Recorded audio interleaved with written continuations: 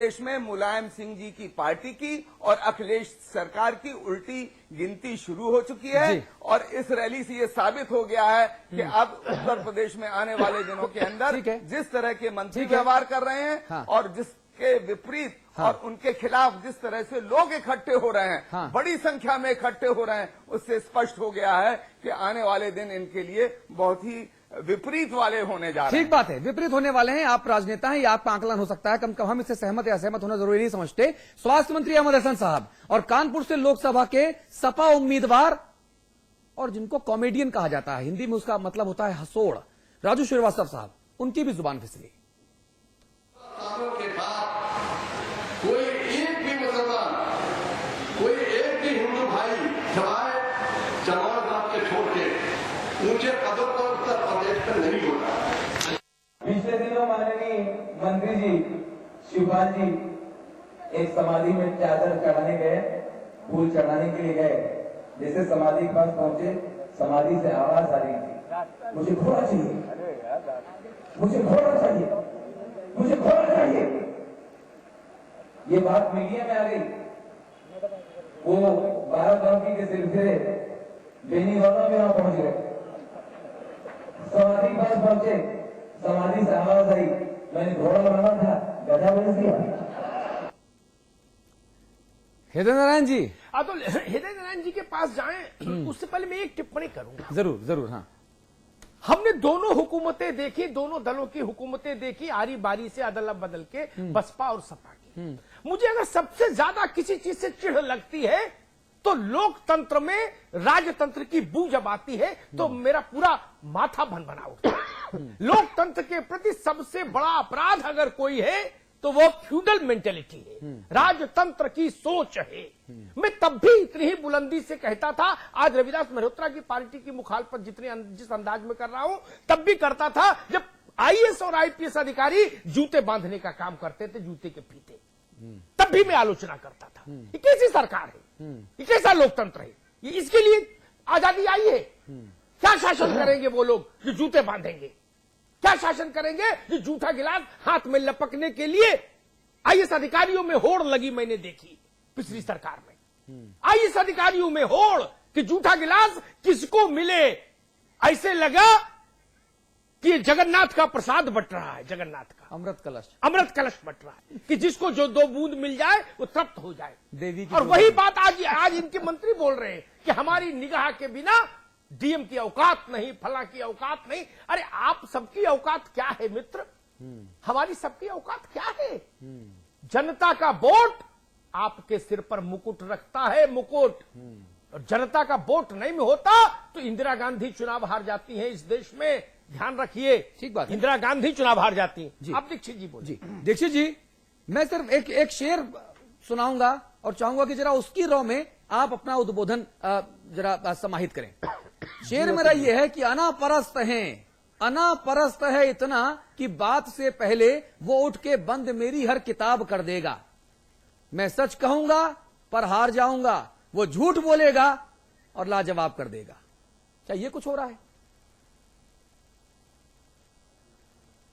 आज समाजवादी पार्टी ने पूरे उत्तर प्रदेश में 23 अप्रैल का दिन चुना था सरकार की उपलब्धियां गिनाने के लिए, लेकिन पार्टी ने उपलब्धियां गिनाने का काम न करते हुए राज्य की जनता को, राज्य के आम आदमी को एक संदेश दिया है कि देखो भाई हमारी सरकार है और ये सरकार जनतंत्री सरकार नहीं है, ये सरकार एक परिवार की सरकार है। जैसा अभी अपने अमिताभ जी कह रहे थे, सामंतवादी सोच की सरकार है और जो हम कहते हैं वही सही है, इसके अलावा और कोई बात सुनी नहीं जाएगी। नौकरशाही, वरिष्ठ प्रशासनिक अधिकारी, सरकार का पूरा तंत्र सरकार के हिसाब से चलेगा, संविधान के हिसाब से नहीं चलेगा, कानून के हिसाब से नहीं चलेगा। इस तरह का संदेश आज उत्तर प्रदेश में समाजवादी पार्टी की सरकार ने आम जनता को दिया है। ये नंबर 1 बात है। मैं इससे जोड़ना चाहूंगा आपकी अनुज्ञा और अनुमति से कि जब से ये सरकार आई है तब से ये सरकार लगातार एक संदेश दे रही है। माननीय मुलायम सिंह जी समाजवादी पार्टी के प्रमुख और बहुत बड़े नेता और उत्तर प्रदेश के माननीय मुख्यमंत्री, पूरा मंत्रिमंडल लगातार ये संदेश दे रहा है कि नौकरशाही ठीक नहीं है, नौकरशाही सुधर जाए, वरना नौकरशाही का रुख अड़ियल है, उसकी विचारधारा पुरानी वाली सरकार से जुड़ी हुई है, सुधर जाए, वरना। और इस तरह लगातार नौकरशाही और निर्वाचित सरकार के बीच, नौकरशाही और निर्वाचित सरकार के बीच एक झगड़ा दिखाने की कोशिश समाजवादी पार्टी के मंत्रीगण, मुख्यमंत्री और सारे नेतागण लगातार ये करते रहे हैं, धौंसियाने धमकाने का काम। और आज उत्तर प्रदेश की स्थिति ये है, एक माननीय मंत्री जी ने अभी आपने एक दिखाया है दृश्य, जिसमें वो कह रहे हैं कि एसडीएम और किसी अधिकारी की यह औकात नहीं, जब तक मेरी निगाह न देख लें तब तक वो बैठ नहीं सकते, खड़े नहीं हो सकते, वगैरह वगैरह। आज उत्तर प्रदेश की नौकरशाही की स्थिति बहुत भयावह है, पूरी नौकरशाही डरी हुई है। सरकार के मंत्रीगण पूरी नौकरशाही को अपनी निजी पलटन के रूप में इस्तेमाल करने, जैसे सामंतवाद के जमाने में निजी चौकीदार, निजी सिपाही और निजी होते थे सामान ढोने वाले कारिंदे, उस तरह उसको इस्तेमाल करने की कोशिश की जा रही है। लेकिन इस तरह निर्वाचित सरकारें, संविधान निष्ठ जनतंत्र, संसदीय जनतंत्र नहीं चलते। समाजवादी पार्टी की सरकार ने उत्तर प्रदेश में संवैधानिक जनतंत्र के साथ जो सलूक किया है, उससे पूरे उत्तर प्रदेश का जनमानस क्षुब्ध है और लोकतंत्र की अवधारणा ही समाप्त होने जैसी स्थितियां आई हैं। भारतीय जनता पार्टी की दृष्टि में उपलब्धियां गिनाने के नाम पर यह दिन चुना गया है धौंसपट्टी के लिए कि उत्तर प्रदेश के मतदाताओं, देखो ये नौकरशाही मेरे साथ है, हम कहेंगे तो तुम्हारे ऊपर चढ़ जाएगी, हम कहेंगे तो तुमको मारेगी, कूटेगी, जेल भेजेगी, हमारे अनुसार चलेगी, नियम कानून कुछ नहीं है। अब ऐसे में जो वातावरण बना है वो बड़ा खतरनाक है, भयावह है। आप इस पूरे मसले को एक विषय के रूप में ले रहे हैं, ये बहुत अच्छी बात है, बहुत हार्दिक बधाई। हम समझते हैं कि समाजवादी पार्टी को सबक लेना चाहिए, सोचना चाहिए कि उत्तर प्रदेश की आदरणीय जनता ने उसे 5 साल तक सरकार चलाने का रविदास जी, ठीक से। रविदास जी, सबक लेने की बात हो रही है। जब मुलायम सिंह जी की बातों का संज्ञान नहीं लिया गया, जब मुलायम सिंह जी से सबक नहीं लिया गया, तो सपा के ये जो बदजुबान जो मंत्री हैं, जिनके बोल बिगड़ गए हैं, और उसके बाद जब हम खबर दिखाते हैं तो हमारे पास फोन आते हैं कि साहब आज मेरा वाला मत दिखाना, देखो प्लीज। और अगर हम दिखाते हैं तो धमकी आती है कि मेरा कैसे दिखा दिया, अब दोबारा मत दिखाना। ये इतने बड़े कारीगर भी हैं, आपके जो मंत्री हैं, जो नगीने नमूने हैं, ये इतने बड़े कलाकार भी हैं कि ये फोन भी करते हैं, पहले प्यार से कहते हैं, हम जब ठोंक के दिखाते हैं तो फिर धमकाते हैं, मेरा क्यों दिखाया, तुमको देख लूंगा। अब जब हम 3 बार फिर दिखाते हैं तो फिर बोलते हैं भाई साहब बहुत दिखा दिया, अब तो गिरा दो यार। ये भी हैं, और यही लोग धमकी भी देते हैं मीडिया के सामने। ये मुलायम सिंह जी की कौन सी नसीहत है? कमरे में मुलायम सिंह जी कुछ और बोलते हैं क्या, ये लोग बाहर वो करते हैं, और बाहर जो बोलते हैं वो ये लोग करते नहीं, क्या ऐसा कुछ है क्या? देखिए, एक बात तो जो पहले आपने कही, हाँ। उससे हम सहमत हैं, हाँ। कि लोकतंत्र में राजतंत्र की या राजशाही की हाँ। जितना विरोध हो उतना ठीक है। हाँ। और हम लोगों ने हमेशा जो है, जब भी राजतंत्र की स्थापना का प्रयास हुआ है, हाँ। उसको करने का काम किया है। अभी आप ये सारे मंत्री अभी तक ना ये सारे मंत्री जिनके बोल बिगड़ गए हैं, ये अभी तक मंत्रिमंडल को सुशोभित क्यों कर रहे हैं? इन्हें बाहर निकाल क्यों नहीं फेंका गया? राजाराम पांडे, हेमा मालिनी के सौंदर्य की तारीफ कर दें, आप उनको निकाल बाहर करते हैं, लेकिन एक बलात्कारी मंत्री आपके सिर का ताज बना रहता है, मनोज कुमार पारस, क्यों भाई? गुड्डू पंडित, ये कौन है साहब? पंडित सिंह विनोद, ये कौन है साहब? केसी त्यागी, ये कौन है साहब? कितने नाम मैं आपको गिनाऊं? नहीं, जो आप नाम गिना रहे हैं वो पहले भी आप गिना चुके हैं, और हमको वो सब नाम मालूम है, और जो लोगों ने बयान दिए वही मालूम है। हाँ। अब बात ये हो रही है ना ऊपर से आप दलील दे रहे हैं कि साहब राजशाही नहीं है। अरे ये तो शर्मशाही है, ये बेशर्मी शाही है। सुनील क्या कह रहे हैं? हम ये कह रहे हैं कि जो भी बात आप कह रहे थे कि राजशाही का विरोध हो, आपने देखा कि पूर्व की सरकार में प्रदेश की, अरे भाई उस सरकार ने गलती की, जनता ने उसको निकाल बाहर किया, अब आप लोग भी वही गलती करेंगे क्या? नहीं, वो गलती क्यों करेंगे? कर ही रहे हैं आप लोग। वहां तो ना वहां तो कम से कम एक बहन जी थी जिनके ऊपर आरोप रखे थे, यहाँ पर तो हर भैया खड़ा हुआ है राजा बनने के लिए। अभी बीएसपी के बात कह रहे थे, हम उनका जवाब दे रहे हैं कि पूर्व की सरकार की मुख्यमंत्री ने सरकारी खजाने से अपनी मूर्तियां स्वयं लगाने का काम किया। कई मंत्री और विधायक बलात्कार के, हत्या के आरोप में जेल के अंदर बन गए। उस समय कितना गुंडागर्दी का राज था। रविदास जी मैं समझ गई ये प्रसंग, जैसे आपने अभी कहा ना कि हमको मालूम है कौन कौन मंत्री क्या, आप कई बार बोल चुके, वैसे ये बातें भी आ चुकी, इसलिए इनके लिए तो ना मैं सुरेंद्र भाई को भी माफी मांगूंगा और आपको भी। मैं एक बात कहूं, आपने एक बात और कही, एक मिनट रविदास जी, मायावती के समय में, एक बात सुन लीजिए जी, आपने कहा कि इंदिरा गांधी भी हार गई। हाँ। और जब आपातकाल लगा इस देश के अंदर, हाँ। हम लोग 20 महीने लगातार मालूम है बहुत लोग बंद रहे, ऐसे लोग रहे जो बाद में इंदिरा गांधी की पार्टी का झंडा ढोने लगे। हम पर आरोप लगाया। बोलिए भदौरिया जी, बोलिए जी, बोलिए, प्लीज बोलिए।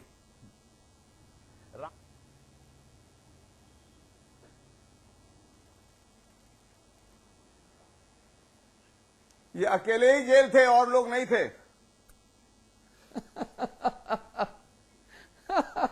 सुनिए, लोकतंत्र सेनानी को सम्मान राशि मिलने का काम हुआ। मैं ये कहना चाहता हूं, ये जो मुकुट पहनना चाह रहे हैं, इनको ये बता दीजिए, हम भी जेल में थे, हमारी माँ भी जेल में थी, हमारे पिता भी। हमने कभी टीवी के चैनल पर इस बात को नहीं कहा कि 19 महीना हम सब लोग भी जेल में थे लोकतंत्र की हिफाजत में। लोकतंत्र केवल इन्हीं की बपौती नहीं है। लोकतंत्र के लिए